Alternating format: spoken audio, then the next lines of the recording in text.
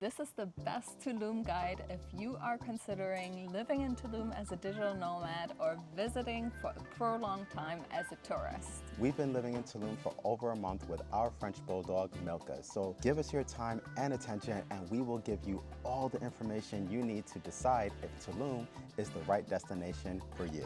We are going to share with you our favorite things to do in Tulum, but we will also give you lots of practical tips when it comes to apartment living, safety and security, restaurants, grocery shopping, remote work, Wi-Fi connection, and so much more. Definitely stay until the end as we share the secret on how to access Tulum Beach for free.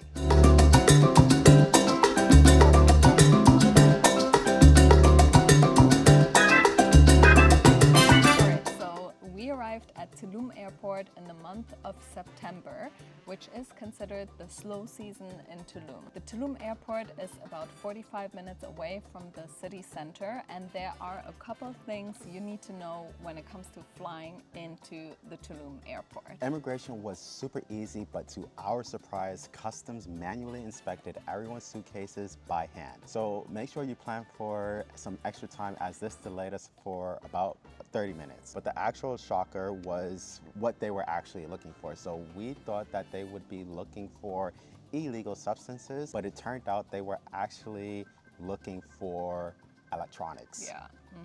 So they actually made us lay out all of our computers, all of our cameras, and they pulled out their calculator, to my surprise, and I wanted to sum up the value of those electronics. And we definitely argued with them and then showing them that everything was used, and actually Larry's laptop is like falling apart already, which helped. But we did get lucky and we didn't have to pay duty. But this is a general problem with the airports in Mexico, not just Tulum, because we did enter on another flight coming from the US into Cancun, and we had the same problem, and we ended up having to pay duty for our drone.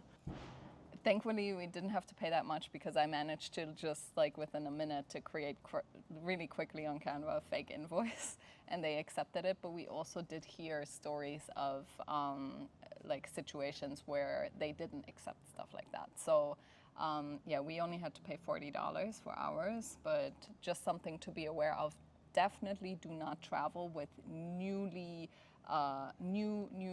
electronics that are still in their packaging. And so this was actually the first time we experienced duty on an item that was actually already used. So from the airport, we then took a taxi to Tulum Center, which took about 40 minutes and cost us $40. And here's another very, very important tip for you. Before you get into the taxi, make sure that the taxi driver is 100% familiar with the address of your Airbnb or hotel. You gotta learn from our mistakes. Yeah, because it turned out in our case, we actually got to the city center and then we actually realized that we did not receive the full address from our Airbnb host. And this was a massive, massive problem because on that day in the jungle, we were not able to reach the host because the internet reception and cell phone service was so bad. Honestly, this telephone service in Tulum is really, really bad and quite sketchy the more you expand away from the actual center. All right, let's talk about apartments and accommodations. Tulum has absolutely beautiful accommodations, and to be honest, they can also be quite affordable. Plus, most of them are pet friendly too, for those of you who have dogs or pets. So Tulum has two main areas, one being the city center and the other one being the beach zone.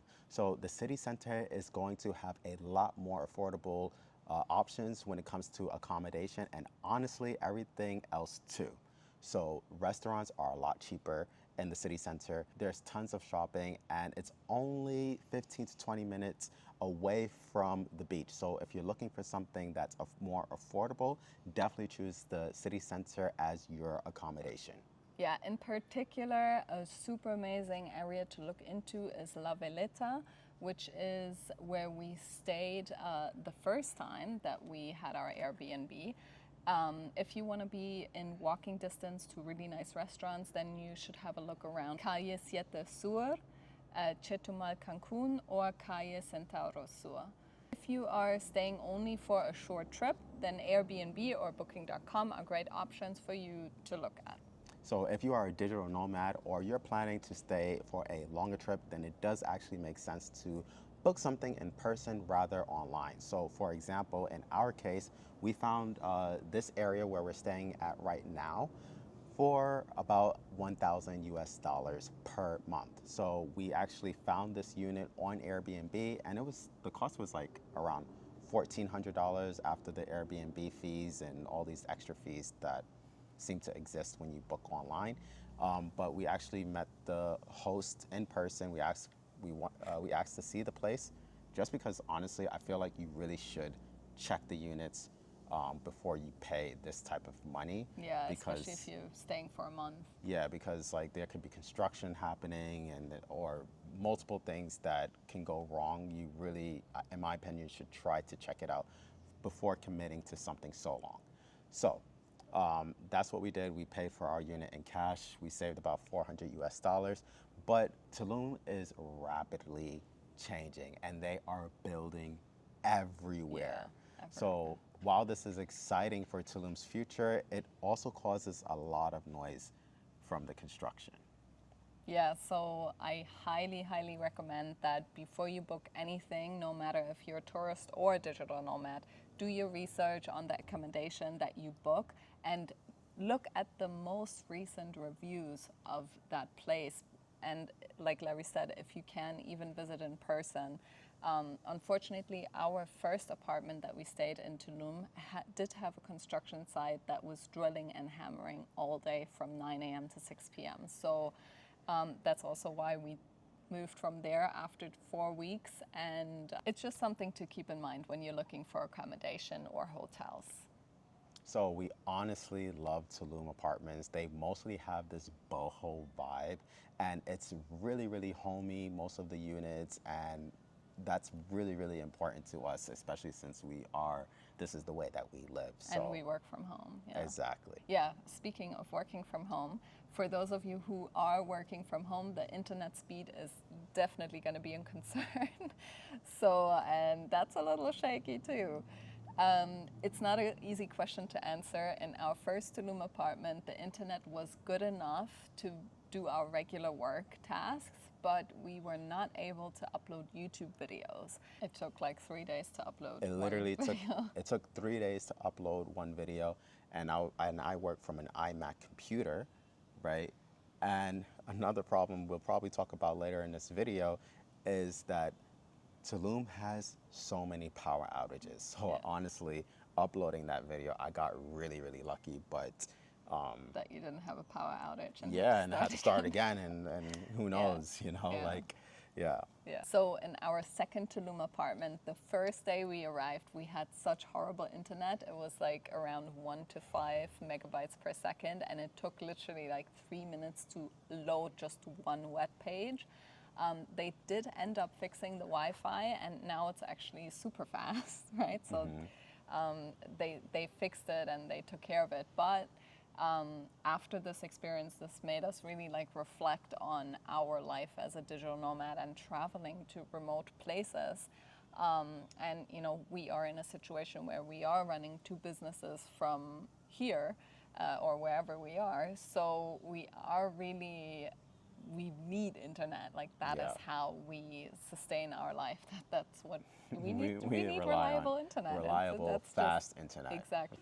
So after this experience, we actually reflected on this, and we were like, we are actually going to invest into a Starlink Mini that we will travel with to provide us with very reliable internet wherever we are. We didn't really want to make that investment. It is a big investment, but we realized, okay, like it's way too important, and the internet, like we're about to go to Asia, who knows how the internet is going to be there over there. So it's definitely worth the investment for us right now, and we'll put the link in the description below to the stuff that we are getting. So of course, if the internet at your place, whatever place you book, if the internet is bad, you can always go to a coffee shop. That was also how we uploaded YouTube videos in our last apartment. So coffee shops usually do have better internet. All right, so let's talk about power outages.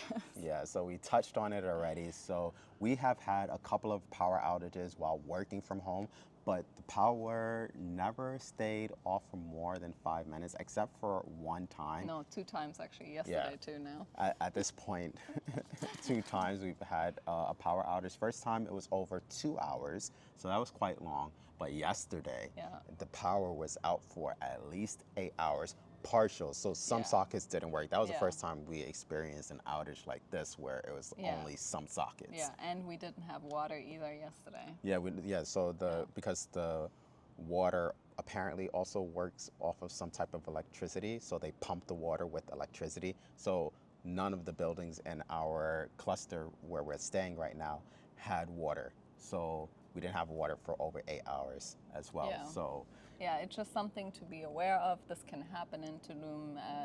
You know, when this happens, you just, go to a coffee shop or go to the beach or something. Go to the beach, whatever. I mean, they are working fast to resolve it. So, just something to be aware of.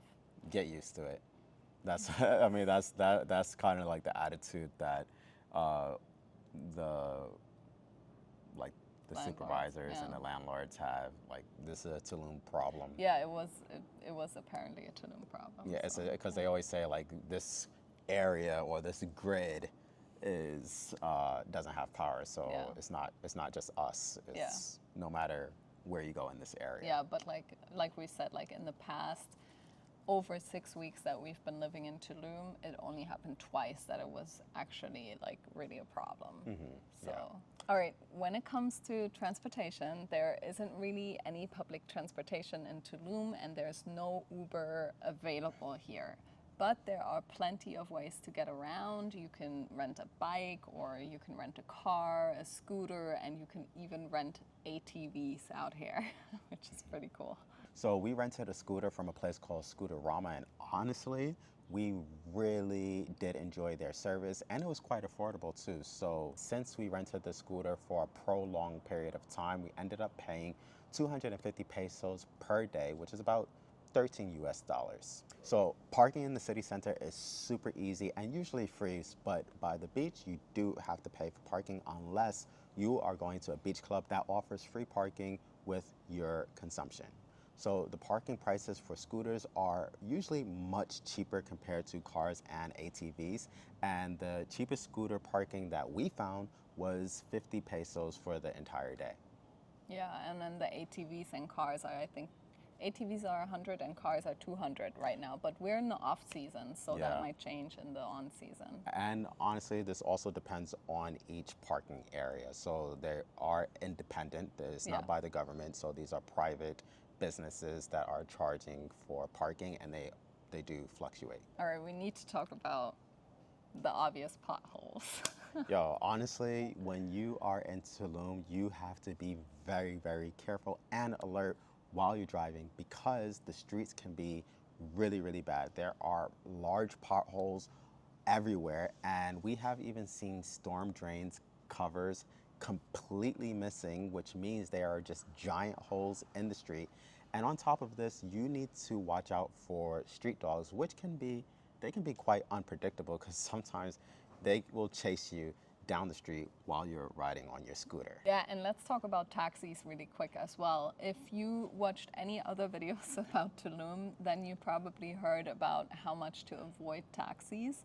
Taxis are pricey. What you pay going one way is not going to be what you pay going back. So the taxis, they don't work on any fare system. It's pretty much the driver decides what you're going to pay. And that's why we opted for a scooter right away. We only used the taxi in our first 2 days. As a reference, we did pay like 400 pesos for a 20-minute drive. One way. Oh, one way, Yeah. So there are quite a few police checkpoints across the city, and our scooter rental company actually advised us to not travel with a lot of money, or at the very least not store cash together with your driver's license to avoid police corruption. Yeah, this brings us to our next point, which is Tulum safe? That is a very important question and a very big concern for many people. And it was for us as well. And actually, honestly, when Larry first said, I want to go to Mexico, I'm like, oh, I'm not sure if I really want that. But honestly, like generally speaking, Tulum, I feel so safe here. Like, I feel very safe. We are not at all concerned about like people snatching our phone out of our hands or nothing like this at all. But definitely listen to this, because whether or not Tulum is safe may also depend on a few factors. First, like we only experience being here during the off season. So during the busy season between November and April, safety may change because there might be a rise in drug consumption and things like that. So we can only speak on the safety right now between September and early November. So second is, I think also this depends on your mode of transport. So in the first couple of days, we walked everywhere. This did include a couple of 20-minute walks in the evening when it was dark outside, and I was preparing to fight for my life, to be honest. Like, I was looking for like sticks that I could pick up from from the street, because some of these streets were not lit up at all. Like, they were pitch black, and like a couple of times we did manage to like, you know, walk an extra street and then go right on a street that is well lit. But then some of the streets, there was no other way around. So yeah, it was really challenging because in Tulum, there's not really sidewalks. So you're kind of walking in the street with cars passing by. If that wasn't the issue, you had the issue of potholes that are filled up with tons of water. So walking became quite challenging, honestly. And I didn't feel safe the first couple of days walking. I mean, definitely, because it's not like riding on a scooter or in a car. If you see a dark street, you can get past that street within a couple of seconds. But sometimes if you're walking, it can take a couple of minutes to get past a completely dark street. Yeah, so definitely, like, I wouldn't try walking unless you're like right by the busy street that has well-lit Lights.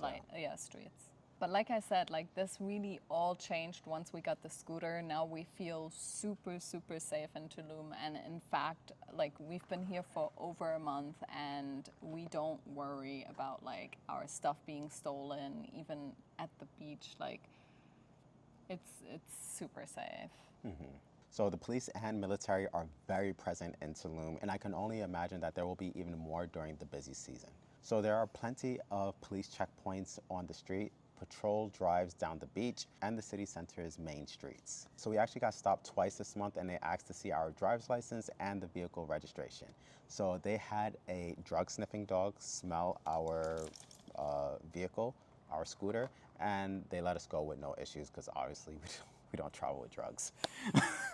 But also, like, we had the vehicle registration inside the vehicle, like, you know, we had all the documents basically. We had everything that we needed for them to let us go. One more thing that we did really worry about before traveling to Tulum was dog theft. I mean, dog theft is a big problem in America, so, you know, we worried about that in Tulum, but honestly, I'm happy to say that this is not a problem at all, and we don't worry about this at all anymore. There are so many pet parents here, and we're still mind blown about how dog friendly the city is. And even breed dogs, like there's so many breed dogs. Like we see so many French bulldogs, pugs, wiener dogs, huskies, and even some of the street dogs are breed dogs. Yeah. So. Like, yeah, we see like German. The other day there was a German Shepherd street dog. Yeah, American bulldogs or mixed breed dogs like Chihuahuas and. But one more thing, actually, just to mention, I'm not going to go too much into detail, but the street dogs are very kind over here too. Like they just say hi to Milka and then they go. Like there's been no situation where we were scared about a street dog approaching. I think only one time we walked down one street and there was 5 dogs and they were barking at us, but that was the only time. But for the most part, they are pretty good. Yeah, so there are not many ATMs in Tulum, but whenever we needed cash, we usually went to the big supermarket Selecto, which has about 6 ATM machines from several different banks. And again, like when it comes to safety, we don't really feel unsafe like taking cash out of the bank. No, not at all. Like, to be honest, before we came to Mexico, I was kind of having the Rio de Janeiro vibes. Like I was thinking like, okay, it might be like Rio, it might be like quite dangerous. Yeah. Because when we were in Rio, we Oh gosh. we really had to, you know, take care of our things, you Yeah. know, because safety was a concern. We did see people waving guns, dancing with guns in Yeah. Rio. So I was thinking Mexico might be similar, but it is completely different Yeah. when it comes to safety. Yeah, absolutely. It's like night and day. Yeah. All right, now let's talk about things to do in Tulum. So there is so much to do in Tulum. So one of our favorite things to do is to go to the beach area. Tulum Beach is absolutely beautiful. The water is crystal clear. The sand is soft and white, and it is just absolutely breathtaking. Yeah. So you can either access the beach through one of the beach clubs, or you can access the beach for free, and we'll share exactly the secret on how to do that in a second. Dogs are allowed at the beach. We have taken plenty of beach walks with Milka up and down the beach, both on and off leash, and it's absolutely amazing. There are plenty of beach clubs to choose from, and some of them may have a minimum spend and some of them may not. Since we visited during the slow season, the beach clubs that we went to actually did not have a minimum spend, but you can definitely just give them a call and get the up-to-date information. So the beach clubs that we went to and we really enjoyed were Vagalume, Dalek, and Lula's Kitchen. Vagalume was my favorite beach club. Regarding comfort. So they had these amazing sandbags that literally felt like you just moved your bed to the first row on the beach. Like it was so comfortable. I loved them. But it was also the most expensive water we ever had in our life. Yeah, like $14 a bottle. We ended up like paying, because you also leave tip too, you end up like paying like $40 just for like 2 bottles of water. Did we pay $40? Yes. Yes. No way. Yes, we did. It was $14, 1 bottle, and then it's $28, and then you leave like a 20% tip because you're there all day. Yeah, almost $40, I guess. Yeah, so it was like, but honestly, the experience was really nice. You're Yeah. directly on the beach, you have the sunbed, so you're kind of paying more for the experience. Absolutely, for sure. Then another one was Lula's Kitchen. That one has been my personal favorite when it comes to overall vibe and affordability as well. The beds are very, very comfortable, and a bottle of water is $8. So that was super nice, and they weren't really that pushy. So I recommend it. I like it. All right, now let's talk about the free access to Tulum Beach. You are going to enter through the hotel called Delic Tulum to get access to the beachfront cafe called Sana Sana Cafe. Yeah, once you're going toward the Sana Sana Cafe, you can just walk onto the public beach and go right or left or whatever you want to do. You can walk the entire beach. Many expats actually put down their towels right next to the Sana Sana Cafe, but you can also walk to the left and walk like 5 minutes, and then there's a whole public beach there as well. So it's absolutely beautiful.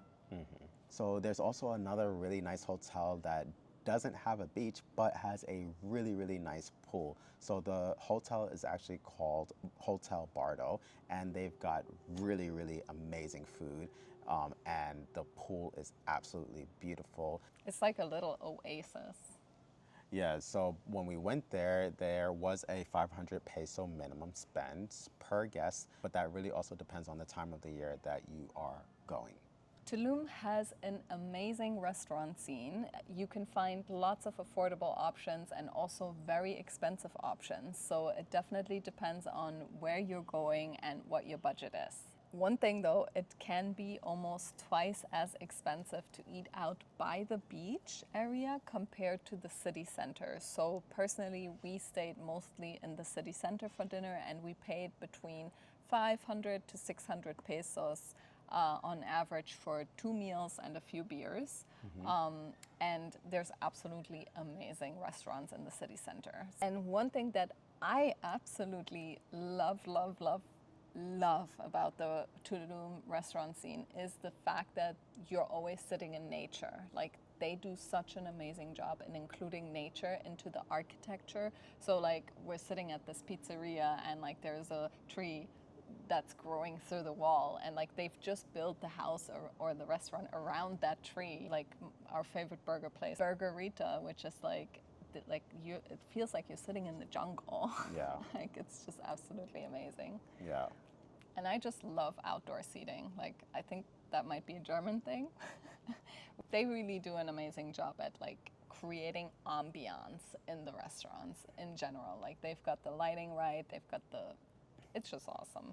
Yeah. So some of our favorite restaurants is going to be Burrito Amor, which has amazing burritos and healthy drinks. Burgerita, which has an amazing atmosphere in their backyard and absolutely insanely delicious burgers. And the fries. Yeah, so The they have cheese like fries, you cheese have to try garlic them. fries. Like Yeah. honestly, they have amazing combos. Go for them. Yeah, you have to take the fries though. Yeah. So then there's also Tres Galeones, and that was absolutely one of my favorite restaurants because they incorporate cheese into the burritos and their tacos was absolutely delicious. Yeah, and again, such a beautiful scene. Like Yes. you feel like you're sitting in like a boat / jungle. Like it's just nice. So La Piscine is a pizzeria that has incredible spacey vibes and the pizza was absolutely delicious and super cheap. The ambiance was really, really amazing. Yeah, of course, there's also lots and lots of taco trucks on the streets that you can go to that have super cheap and really good meals. So the city center really has something for everyone. All right, one of our absolute favorite things to do in Tulum, and that has become like a Tuesday evening Ritual. thing. Yeah, ritual actually, that we always do, even when the weather has been bad. Yeah. But that is going to Palma Central, and you absolutely have to do that if you're here on a Tuesday evening. Palma Central is a must visit. It's an area that has lots of food trucks where you can get anything from tacos, arepas, empanadas, burrito, Asian food, barbecue, literally anything. And you have to go there on a Tuesday night because they do a salsa class that costs only 70 pesos, which is super cheap. It's definitely worth it. It's a lot of fun. There's lots of people that come and attend. It's also pet friendly, again. And then at 8 p.m., around 8 p.m., they have a live band that plays salsa music. So what we usually do is we'll go there around 5 or 5:30, 6 p.m. Around that time. We'll have the empanadas, which are so good. Argentinian empanadas. They make them, they are fresh, they bake them, they don't fry them, so super delicious. It's my favorite ritual over here in Tulum. Yeah, so we have the empanadas, we have some tacos, we have some beers, then we do the salsa class, and then we do the live music, salsa dancing. So Yeah. it's absolutely awesome. We also went to Palma Central plenty of times when it wasn't a Tuesday, so because we just love the food there so much. And they have like different themes every day. So like on Fridays they have like a kids theme and stuff like that. So definitely just check it out. All right, cenotes are a must visit when you come to Tulum. So they are sinkholes filled with crystal clear fresh water formed by the collapse of limestone bedrocks. So there are different types of cenotes, and some of them are still very much underground, so it's like you're swimming in a cave, and some of them are very, very open, so it looks more like lakes. Yeah, we visited in Tulum the Gran Cenote, which is quite pricey. It's around 500 Mexican pesos per person. And for this money, you do get a pair of goggles, which is very necessary actually in the cenote because there's so much to see underwater. There's turtles swimming right next to you, and there's a lot to admire underneath the water. So there's like a whole cave system, and you see so much stuff underneath the water. So definitely do use the goggles if you go there. Also, you do need to watch out for the bats. This is the cenote. We are at the Grand Cenote. It's very nice. Here there are turtles, lots of little tiny fish that like to eat your dead skin on your feet. So you get that for free over here when you, or it comes with the price, comes with the entrance price. So in the Grand Cenote, so there's actually nowhere to really just chill and relax. So you basically, when you go there, you go for the cenote itself, and then you might spend a few hours there, but usually we'll just end up leaving when you're done with the cenote, just because there's no like loungy area or anything like that, like some of the other cenotes. Yeah, I definitely recommend going very early in the morning or late in the afternoon to avoid the crowds. So we went like first thing in the morning, right when they opened, and that was perfect. We also visited the cenote Santa Cruz, which was 300 Mexican pesos, and we actually really liked that one. The water was amazing. There's plenty of space to just jump in the water, and they also had sunbeds, which were positioned around the cenote. So that means we could stay there longer. And warm up in the sun. Yeah, because so the we water actually, is very cold. yeah, so we actually did lounge over there. All right, so when it comes to shopping, there are not many supermarkets, and it's mostly bodegas and kiosks that offer the bare minimum, I would say. There's one natural focused store called Gypsy Market, which is often talked about in Tulum videos, but when we went there one time, they barely had anything, and it was quite pricey as well, so we were quite surprised we didn't go there again after. No, the shelves were also quite empty. Yeah, we have been doing all of our shopping at Selecto Chedraui, which is a really, really big supermarket. You can compare it to like a Walmart, and they have a good amount of organic options. When it comes to imported products, they are pretty marked up though. So something important to know is that Tulum does not have a lot of options when it comes to buying, especially specialty products. So for example, a GoPro camera or computer accessories or anything like this. So it's best to bring any specialty items with you that you may need. So if you are looking for a specialty item, it's probably better to drive 1 hour up to Playa del Carmen, or maybe you might even have to drive 2 hours up to Cancun to try and find whatever you might need. All right, so when is the best time to visit Tulum? So I think the answer to this question really depends on your personality and your preference of the trip as well. Yeah, the purpose of the trip as well.